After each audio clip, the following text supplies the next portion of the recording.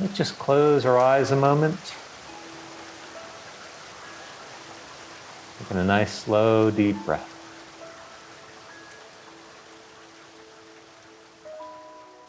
So we've been talking in today's talk about the number one mistake that makes angry people angrier.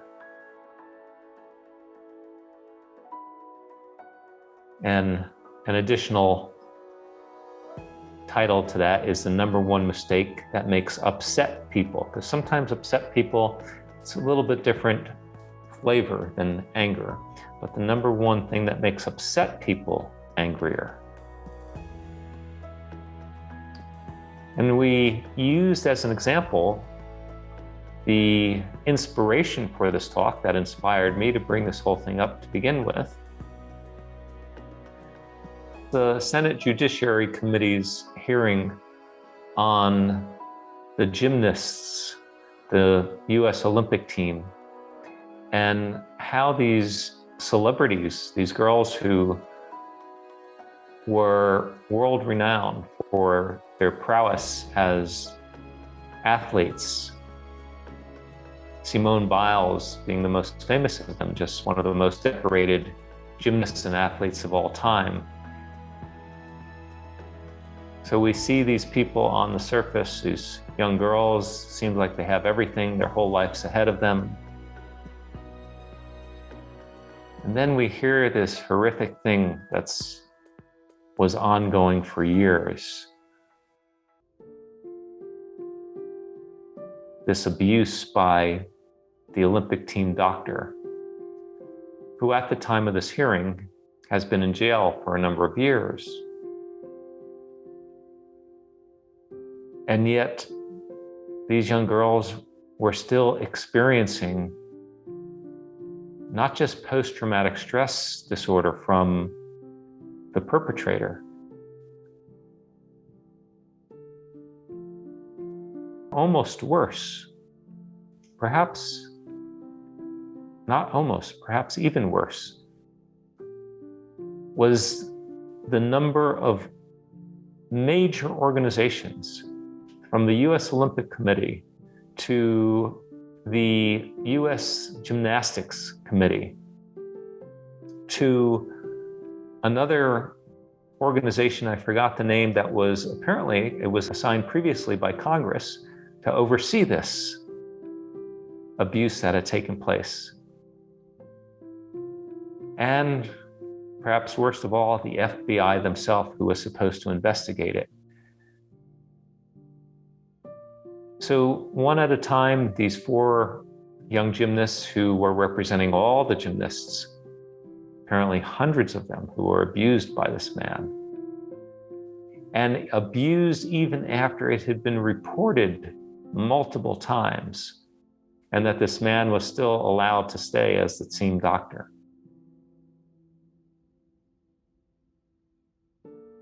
And then even after he was arrested,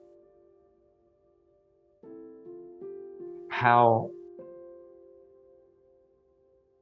nobody was being held accountable for having allowed this to happen. Everybody wanted it to be swept under the carpet, despite giving the keyword lip service to changing things so this wouldn't happen again. So just think of your own life for a moment. And yes, there are a lot of things that can make us really angry. Being ignored, it's a big one. But I think even bigger, and the reason why I entitled this the number one mistake to avoid making angry people angrier, is giving lip service, pretending like we're listening, saying all the right things, as one senator after another said, telling them how strong and brave they were, what a service it was they were doing coming forward, how many other little girls it would save and make feel better who had been through something similar, asking them, what do you think needs to be done hinting at we should do this maybe or that, but nothing specific. One senator after the other, and all men. I believe there were one or two women as well. Until finally, the very last senator, Jon Ossoff, who only had a minute's time or only took a minute's time, whereas everybody else was taking 5, 6, 7, 8, 9, 10 minutes. In one single minute, he says to them, the burden shouldn't be on you. And he named the name of the FBI agent. He named the organizations and said that he was going to see to it, and I forgot his exact words, but it was specific how they were going to be held accountable.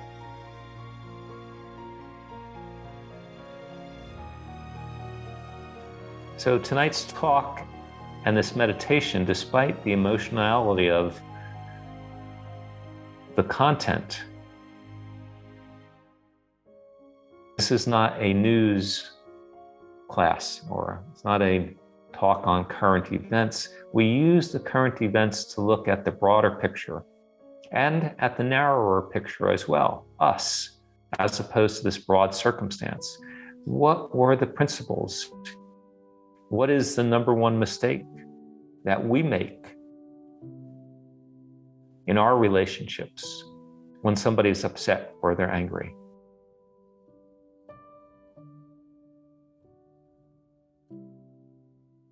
It's not always obvious. And yet when we hit upon that gold nugget of what that person really wants to hear, and being specific is very, very helpful with how things are going to shift. If we're the one who the person is angry at, then being very specific. And this is such an important talk, because certainly these techniques they've been around for a millennium. I've given them a little different name, speak the other person's truth. Holding the space, it's a common term. Questions, I call them questions of grace. These are all wonderful ways to let a person know that they're being heard.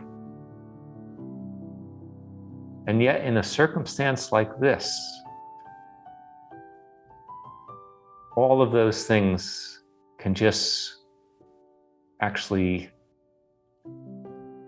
dig an even deeper hole if we don't end it with something specific, how we're going to remedy the problem. And given, yes, indeed, sometimes we may not know in that moment, but what we can do is we can give the person a specific time when we're going to get back in touch with them to let them know what it is, what we're going to do. And wouldn't that have been music to the ears of these young girls had all the senators, besides Jon Ossoff, had said, we are going to convene, and in a week from now, we will let you know exactly what we're going to do to take care of this situation so it never happens again.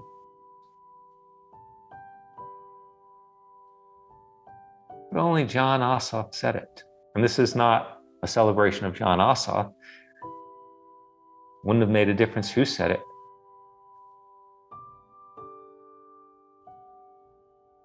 In our lives, in our relationships, personal lives, business lives, phase 5, one of the key techniques I always teach is show versus tell. And if we're showing, it implies that we're doing something specific. So Jon Ossoff in that moment could not show the girls what he was going to do, but he told them what they'll be able to see for themselves in X period of time. Highly specific, not just gross generalities, not just niceties, When we reach phase 5, we want to be highly specific. And we want to follow through most of all. We don't want to ever make an empty promise.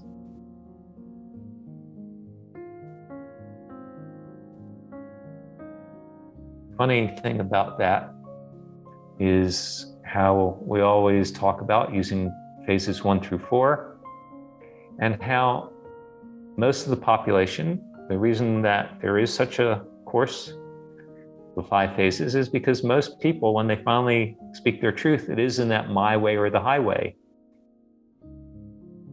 You're with me or you're against me. You know, a threat type of form. If you don't do this, X is going to happen.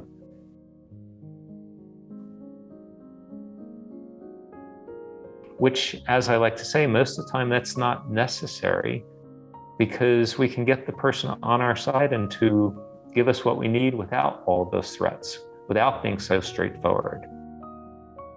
But in some circumstances, if it were called upon for phase 5, we don't ever want to make a threat. Threats come from weakness. But we can be very specific what the consequences are going to be. And that is powerful. But the second we state those consequences and that the person doesn't hear, they don't listen, they step across that line, that boundary, that healthy boundary that we've decided is necessary to put in place. And if we don't follow through, then we're in a much, much weakened position. And this is the problem with people who go straight to phase 5, is it comes from weakness most of the time. Sometimes it's called for to start with it. It comes from fear. Fear that they're not going to get what they want. We're not going to get what we want when we come from that place. And yet, when we show that we are calm and steady, going through the first 4 phases first and seeing if we create resolution with that. But then when we do hit phase 5, like I said, in a circumstance where the other person is mad at us, or if we're laying it down on the line, it comes to that we have to do that, we want to be straightforward, very clear, very specific. And we want to only be clear and specific with what we know that we will indeed follow through with.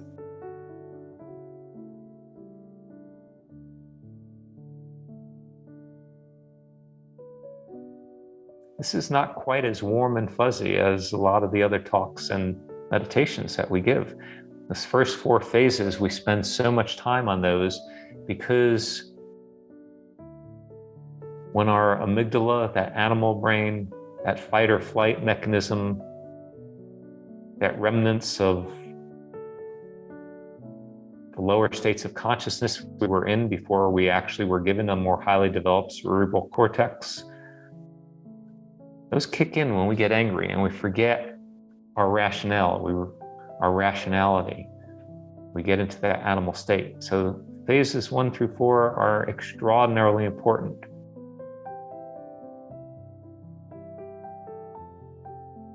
I really keyed into what was being said at that Judiciary Committee because this was a time to be absolutely straightforward by the senators, absolutely specific, and absolutely committed to follow through. And boy, oh boy, would have it put those young girls' hearts to rest to hear that. Because I believe they already had been in front of the Congress before. Apparently, if I have the story correct, they did form an organization, and as one of the gymnasts, Ali Reisman, as she so beautifully stated, she was just beautiful at expressing herself. she shared that that committee had done nothing, left them all high and dry, that group that they had formed to look into this previously. So now, just like Congress had called these girls in to testify, these young women, wasn't it time to hold the same type of hearings for the FBI, for the Olympic Committee, for the Gymnastics organization?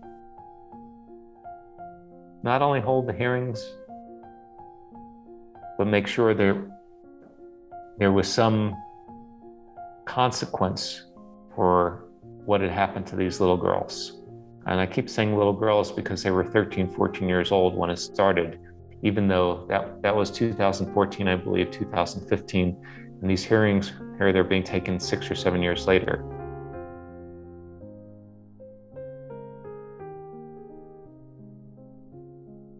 Sobering message, but a beautiful lesson for all of us.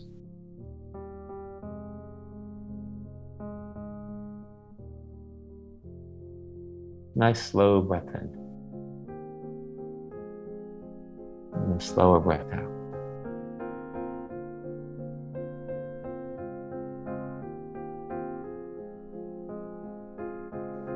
All of these things that we're talking about, they're something deep in our souls, what we respond to and what we don't respond to.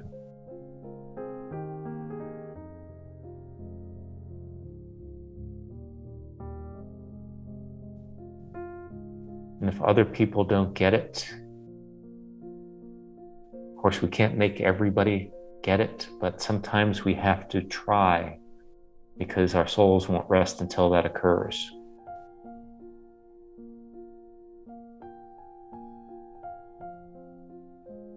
Breathe that in.